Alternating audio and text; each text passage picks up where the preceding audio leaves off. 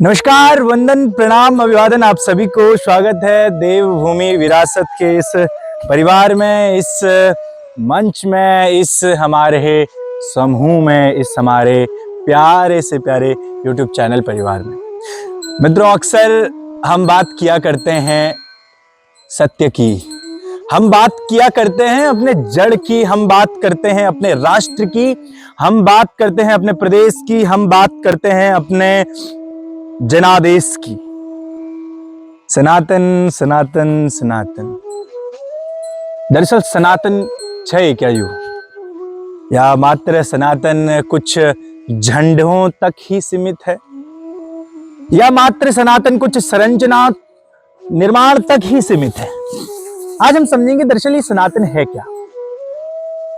सनातन अपने अनुभवों पर आधारित है, या ये सनातन शब्दों पर आधारित है, या ये सनातन त्रिगुणातीत है, या सनातन प्रकृति है, ये सनातन है क्या। देखिए मित्र, जब जब हम बात करें सनातन की तो सनातन के मूल में ही सत्य है, सनातन के मूल में ही प्रेम है, सनातन के मूल में ही दया है, सनातन के मूल में ही एकता है, सनातन के मूल में ही जड़ है, सनातन के मूल में ही मौलिक चर्चा है। तो मित्रों, चलिए आप बात करते हैं सनातन की विषयों पर। दरअसल सनातन की जब जब चर्चा करते हैं तो मात्र मित्रों, सनातन केवल शब्दों पर ही आधारित नहीं है, यह सनातन केवल झंडों तक ही आधारित नहीं है, यह सनातन शब्दों पर ही आधारित नहीं है। यह आज देश, काल, वातावरण, दिख, समय, यह भी सनातन है, और इसके परे जो हो कुछ भी आपको अनुभव होता है वह भी सनातन है। या यह कहें कि यह सब सनातन है, वह सब सनातन है, या त्रिगुणातीत जो बंधन प्रतीत होता है यह भी सनातन है, और जो चल रहा है वह सनातन है, जिसका न आदि है न जिसका अंत है, और जो अनंत है वह सनातन है। मित्र देखिए, जो निरंतर गतिमान है, आजा आजा गो माता, आइए आइए, तो आप देख रहे हैं ये जो चल रही हैं ये सनातन है। जब जब हम सनातन की नींव की बात करें मित्रों, प्रकारवाद की बात करते हैं, जब हम क्रियात्मक पहलू की बात करते हैं तो हमारी सनातन की नींव की बात की जाए। सनातन जब जब बात करते हैं तो सनातन की सत्य की बात की जाती है, और हर युग में, हर काल में, हर देश परिस्थिति में सनातन सत्य अपने को प्रकाशित स्वयं करता है। पर किस रूप में? मित्रों, सनातन की बात करते समय जब हम नींव की बात करें तो सनातन की नींव और नींव मात्र गौ और गंगा है। क्या मात्र प्रश्न उठता है कि क्या मात्र गौ और गंगा तक ही सनातन सीमित है? मित्रों, इस पे बहुत विशाल चर्चा की जा सकती है, और आज इन्हीं विषयों पर आपसे चर्चा करने के लिए हम यहाँ उपस्थित हैं। अब यहां से ये वाला पोर्शन। तो मित्रों, सनातन एकत्व की शिक्षा देता है, सनातन मूल की शिक्षा देता है, और जब जब सनातन की गहराइयों की बात करें तो सनातन गहन चर्चा देता है, सनातन गहन प्रेम देता है, सनातन सत्य की बात करता है, सनातन सत्व की बात करता है। तो जब जब सत्व की बात करते हैं सनातन, तो सनातन का सत्व कहां से प्रतीत होता है? तो हमारे यहाँ बड़े प्यारे ऋषि हैं हिमालय के, तो वह चर्चा करते हैं सात्विक श्रद्धा धेनु सुहाई। हमारी जो सत्व गुण उपजता है वह धेनु से उपजता है, हमारा जो सत्व उपजता है वह गंगा से उपजता है। मित्रों, हम उत्तर के लोग हैं, हम उत्तर की चर्चा करते हैं, और जब जब सनातन की चर्चा की जाती है तो सनातन का मुख्य पहलू गाय और गंगा से शुरुआत होता है। आप प्रश्न करेंगे आखिर क्यों गाय और गंगा से ही प्रश्न सनातन की शुरुआत प्रारंभ है? और बड़ा सौभाग्य, हम गौ माता की चर्चा कर रहे हैं, और गाय ही स्वयं अपना, जब आप धर्म के साथ होते हो तो धर्म का पक्षधर स्वयं आपका पक्ष लेने के लिए खड़ा हो जाता है। यह हमारे लिए विशेष आशीर्वाद है। मित्रों, जब जब पहले हमारे सनातन में परिचय की बात होती थी तो परिचय की शुरुआत, परिचय का प्रारंभ ही गोत्र से होता था। किम गोत्रस्यः किम प्रवरस्यः। क्या आप गोत्र है, क्या आप गाय की रक्षा करने वाले हैं? यदि आप गाय और गंगा की रक्षा करते हैं तो आप सनातन के हितैषी, सनातन धर्म पर बात करने वाले कहे जा सकते हैं। यदि आप गाय और गंगा को दरकिनार करके सनातन की बात करते हैं तो आप मात्र अपने से अन्याय करते हैं, मात्र आप सनातन जैसे विषयों पर मिथ्या बात करते हैं। हमारे यहाँ राम, हमारे कृष्ण, मैया हमारे राम, हमारे कृष्ण यदि आए हैं तो वह धर्म के लिए आए हैं। प्रचलित चौपाई, जब जब होई धर्म की हानि, बाढ़हि असुर अधम अभिमानी, तब तब धरी प्रभु विविध शरीरा, हारहि नाथ सज्जन पीरा। प्रभु आए तो धर्म के लिए, और धर्म तो धारण करने का पहलू है। हम अक्सर प्रायः अपनी बात में कहा करते हैं कि ये पृथ्वी टिकी है तो धर्म पर टिकी है, और हमारे यहाँ चर्चित मनुस्मृति जैसे सिद्धांतिक ग्रंथ जो सत्य की कहीं कहीं चर्चा करते हैं, और उस चर्चा में गौबिश्च विप्रेश्च, ये टिकी है धरती धर्म पर, मतलब सामान्य बात आ जाती है मित्रों। ये धरती हमारी टिकी है गाय पर, ये टिकी है हमारे वेदमुखी ब्राह्मणों पर। क्या मात्र सीमित हम धर्म को एक संकुचित विषय पर ही आधारित कर दें, या मात्र हम धर्म जैसे विषय को एक क्रियात्मक पहलू तक ही जोड़ दें? धर्म अपना कर्तव्य क्षेत्र बताता है, धर्म अपना राष्ट्र क्षेत्र बताता है। धर्म हमें दया का सीख देता है, धर्म हमें एकता की सीख देता है, धर्म हमें जड़ का ज्ञान प्रदान करता है। या यूं कहें, धर्म वीर विनीत धर्म व्रतधारी, गुण सागर वर बालकचारी। ये दिशाएं हैं, और इन दिशाओं में जो विद्यमान धर्म का ध्वज लहराने वाले जो पुत्र हैं, ये वीर विनीत हैं, धर्म व्रत धारण करने वाले हैं, यह सनातन का प्रसार करने वाले हैं, ये सत्य को आत्मसात करने वाले हैं। सनातन राष्ट्र प्रेम देता है, सनातन स्वतः में प्रकाशमान है, सनातन स्वतः में ही ध्वज और ध्वजा को ग्रहण करता है। सनातन विस्तार देता है, सनातन अद्वैत की बात करता है, और वही सनातन व्यापक रूप में एक विस्तारित विचारधारा को प्रस्तुत करता है। और बड़ी प्यारी बात है मित्रों, ये हमारे सनातन की, आयो मैया, आइए मैया। और आप देख रहे हैं कि जब सनातन की बात कर रहे हैं तो जब धर्मो रक्षति रक्षति का अर्थ ही यही है। जब आप धर्म की चर्चा कर रहे हैं तो स्वयं धर्म का पक्षधर अपना पक्ष लेने के साथ में खड़ा हो जाता है। गवाह मध्य व साम्यम, मैं कहीं नहीं, मैं गायों के बीच में रहने वाला हूं, मुझे कहां ढूंढते फिरते। मित्रों, मैं सर्वव्यापक हूं, मैं अनंत हूं, मैं कालातीत हूं, मैं त्रिगुणातीत हूं और शब्दातीत हूं। यह सनातन की एक बहुत बड़ी मिसाल है, यह सनातन की बहुत बड़ी प्यारी बात है मित्रों। क्योंकि हम सनातन की बात करते हैं तो अक्सर देखा जाता है वैचारिक मतभेद, अक्सर देखा जाता है अपने हर एक व्यक्तिक पहलू पर एक अहं का टकराव। मित्रों, ये टकराव नहीं है, ये बहुत प्यारी बात है हमारे सनातन की, ये बहुत सनातन की बहुत प्यारा विषय है। और क्यों आखिर में प्यारा विषय है? क्योंकि सनातन सदैव से, हम जब चतुश्लोकी भागवत की बात करते हैं तो ये सनातन अहमेवा समेवाग्रे, कि मैं आगे हूं, मैं पीछे हूं, ऊपर हूं, नीचे, जो हूं मैं हूं। और यदि जो हूं मैं हूं तो यह विस्तार क्यों नहीं हो सकता है? यह एक सिद्धांत पर अड़िग क्यों नहीं हो सकता है? मित्रों, हमारा सनातन सैद्धांतिक भी है और हमारा सनातन सिद्धांत के परे भी है। ये प्रकाश, ये सनातन है, ये वायु सनातन है, ये पंच तत्व सनातन है। मैं पुनः यही दोहराऊंगा कि सनातन मात्र एक छोटी सी धारणा पर आधारित नहीं है। हमारा ये भौतिक शरीर, हमारा स्थूल शरीर, हमारा कारण शरीर और हमारा सूक्ष्म देह, सूक्ष्म शरीर, जब हम बहुत गहनता में जाते हैं, जब हम सूक्ष्मता में जाते हैं तो हमें दिखता है उपनिषदों में, उपनिषद वह ग्रंथ जो प्रकृति के ग्रंथ हैं, प्राकृतिक ग्रंथ हैं। भैया बड़ा प्यारा आशीर्वाद हमें प्राप्त हो रहा है। तो जब जब हम उपनिषदों की चर्चा करते हैं तो उपनिषदों में हमारे सदैव प्रश्न और उत्तरी की बातें हैं।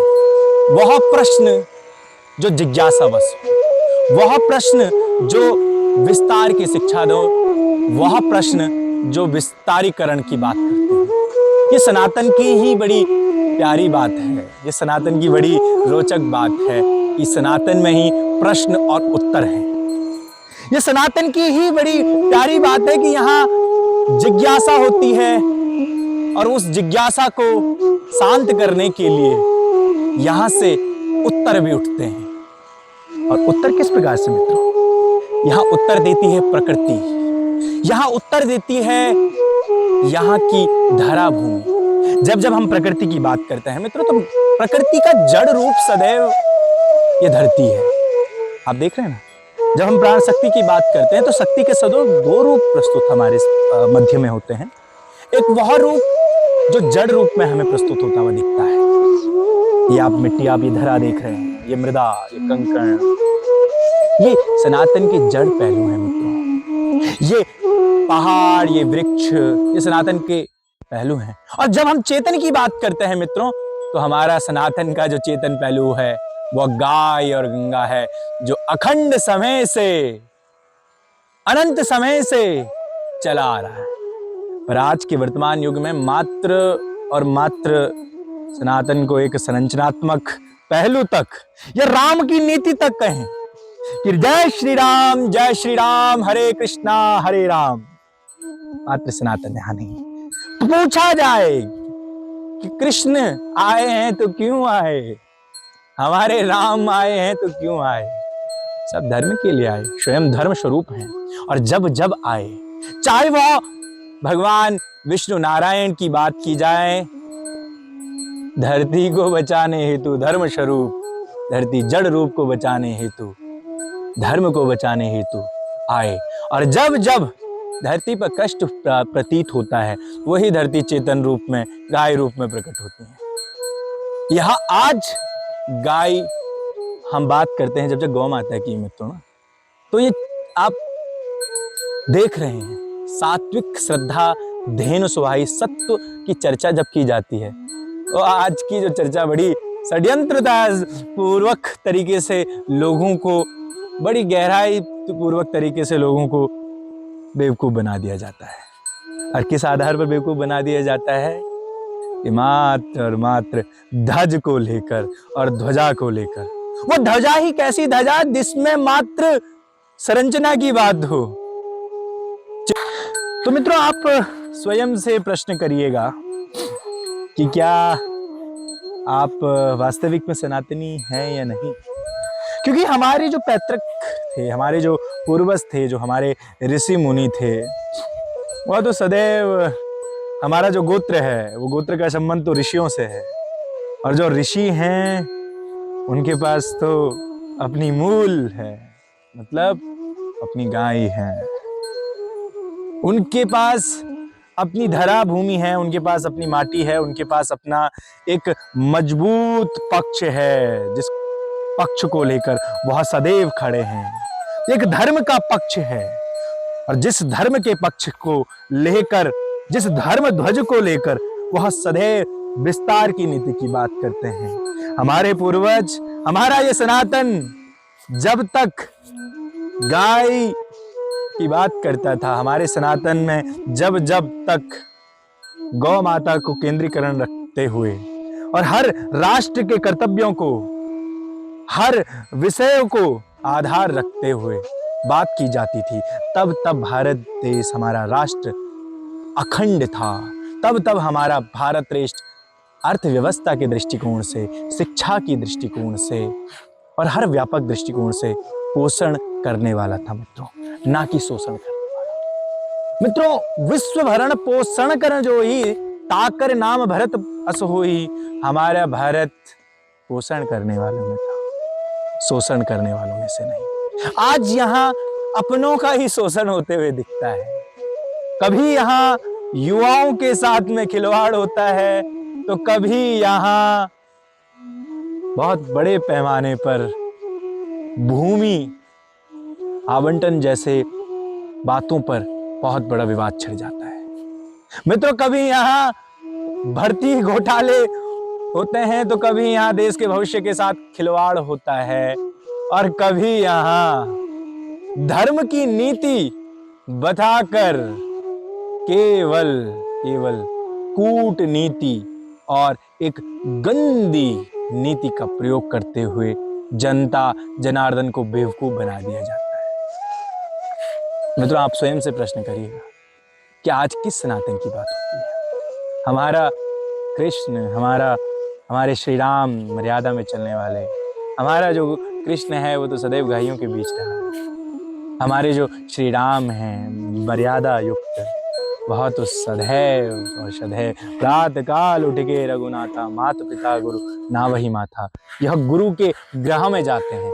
और वह गुरु जो गुरु के ग्रह में, गुरुकुल में गाय हैं, गुरुकुल का गोठ में गावड़ी चिबंदी।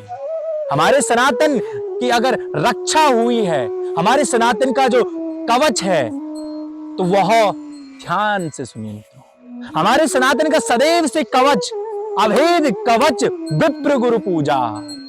हमारे सनातन का जो कवच है वो शीर्ष नेतृत्व करने वाले हमारे आधिपत्य गुरु श्रेष्ठ हैं, और वह गुरु श्रेष्ठ जो नींव का ज्ञान दें, जड़ का ज्ञान दें। और जब जड़ की गहनता होगी, जड़ की गहराई होगी, जड़ के भीतर विशालता होगी, तभी चेतन का प्रचार हो सकता है, चेतन का प्रसार हो सकता है। आप आज मात्र सनातन के नाम पर, सनातन को केंद्रीकृत रखकर जिस प्रकार से भावनाओं के साथ में खिलवाड़ किया कर दिया जाता है, जिस प्रकार से भविष्य के साथ में खिलवाड़ किया जाता है, जिस प्रकार से देश का विघटन किया जाता है बड़ी षड्यंत्रपूर्ण तरीके से, मित्रों आप जरूर इस पर विचार करिए। कहीं हमारे शिक्षाविद, कहीं हमारे प्रकृति प्रेमी, आप देखें किस प्रकार से एक बड़े पैमाने पर, जहां आप राष्ट्र के सतत पोषण विकास की बात करते हैं और मात्र कुछ भूमि पर, एक बड़े पैमाने पर आप अरण्य क्षेत्र को, वन का कटान करते हैं, भूमि निम्नीकरण की बात करते हैं, वहीं आप 1000 पेड़ों की कटाई कर देवदार वृक्ष जैसे, मित्रों देवदार जैसे वृक्ष की कटाई कर देते हैं एक बड़ी पैमाने पर, और आप मात्र एक पेड़ उगाने की बात करते हैं। ये कौन सा दोहरा आचरण है? ये किस प्रकार का आचरण है? अगर हम अपनी उत्तराखंड भूमि की ही बात करें मित्रों, तो उत्तराखंड में किस प्रकार से आज आप देख पा रहे हैं कि हमारे रुद्रप्रयाग जिला के भीतर अंतर्गत अगस्त मुनि जैसे क्षेत्र में जो भूमि सदैव से हमारी मुनि महाराज की भूमि रही है, वह भूमि जो आस्था का केंद्र रही है, और वह भूमि जो सदैव विश्वास का केंद्र रही है,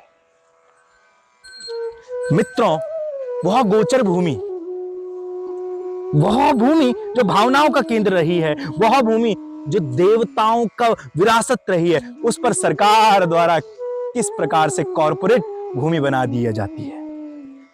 तो कहीं ना कहीं आप देख पा रहे हैं कि किस प्रकार षड्यंत्र पूर्वक तरीके से यहां बेवकूफ बनाया जाता है। एक तरीके से आप विधि की बात करते हैं और वहीं आप आस्था के साथ में खिलवाड़ करते हैं। जहां संविधान की बात करते हैं, आस्था और विश्वास की बात करते हैं, तो मैं आपसे प्रश्न करना चाहूंगा, एक बड़ा विशाल प्रश्न करता है। हमारा आस्था और विश्वास बहुसंख्यक आधार तो सदैव से माटी और प्रकृति के प्रति रहा है, तो आपका यह दोहरा आचरण कैसा? मित्रों प्रश्न करिए आप सदैव अपने। कान्हा है गोकुल का प्यारा हो मेरा कान्हा, हो कान्हा मुरली बाजो दो हो मेरा कान्हा, हो कान्हा गायों ने का बिचा हो मेरा कान्हा, हे कान्हा बांसुरी बाजो दो हो मेरा कान्हा, आगवाड़ी आगवाड़ी कान्हा बंसी की धुना हो, पिछाड़ी पिछाड़ी कान्हा गोड़ तेरी चल दियो, अग्वाड़ी अग्वाड़ी काना बंसी की तेरी धुन हो, पिछवाड़ी पिछवाड़ी काना घोड़ी रमदी हो।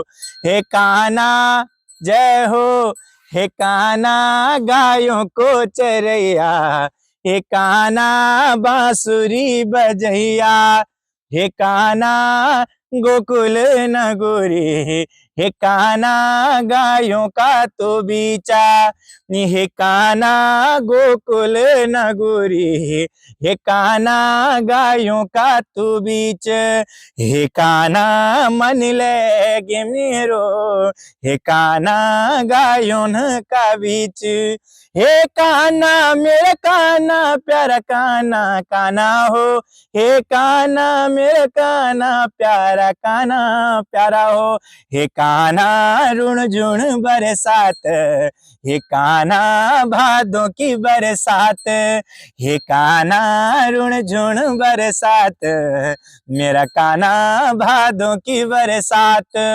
लुका छुपी को खेले काना घोड़ों का पछाड़ी हो, लुका छुपी को खेले काना घोड़ों का पछाड़ी हो, हे काना मैया हो, हे काना कैसे प्यारो लग दो, हे काना गायों का तू बीच, मेरो काना काना हो गायों का बीच हो, हे काना प्यारा हो गायों का बीच हो। तो हमारा जो व्यवस्था है वो बड़ी प्यारी व्यवस्था है। हमारे यहाँ शीर्ष नेतृत्व में ब्राह्मण देवताओं ने सदैव दुर्वा डाली दीनी, और हमारे यहाँ वह पूर्वजों की संतान जिन्होंने सदैव अपनी भुजाओं के बल पर गाय की रक्षा की, अपनी गंगा की, अपनी माटी प्रकृति की रक्षा की, हम उन पूर्वजों की संतान हैं मित्रों, जिन्होंने सदैव ढोल के एक शब्द पर यथा ढोल बाजंती तथा देव गर्जंती, बड़ा आनंद आता है और बहुत विस्तारित चर्चा है। यदि हम ये चर्चा ही मित्रों, सबसे बड़ी बात यह है कि ये दोहरी चर्चा है, जहाँ पर एक का प्रश्न होता है और एक का उत्तर होता है। मैं आप सच बताऊं आपको, वीडियो बनाने वक्त भी हमारे भीतर बहुत अखंड समुद्र उछाल ज्वार भाटा की तरह मार रहा है कि क्या बताएं और क्या ना बताएं, क्योंकि इतना ये सब अनंत है।